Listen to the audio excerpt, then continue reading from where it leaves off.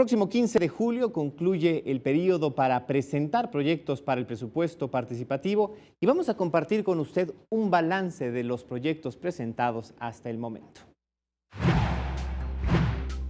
El consejero del Instituto Electoral del Distrito Federal, Pablo Lezama, informó que a cerca de un mes del cierre de registro de propuestas para el presupuesto participativo 2018, solo han sido presentados 4.865 proyectos, en su mayoría por mujeres.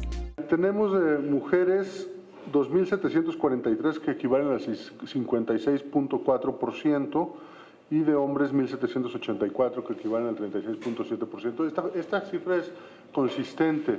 Se ejercerán recursos que entre las 16 delegaciones y sus 1.800 colonias suman más de 900 millones de pesos.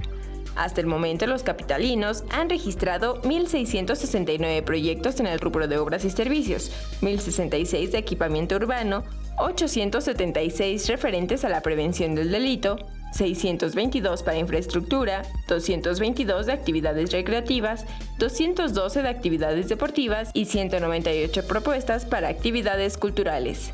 Un alcance que el consejero consideró no sería fácil de obtener sin el apoyo de instancias como el Consejo Ciudadano de la Ciudad de México, con el cual el Instituto Electoral firmó un convenio. Nos están apoyando en esta ocasión con la impresión de 100,000 trípticos del Consejo Ciudadano.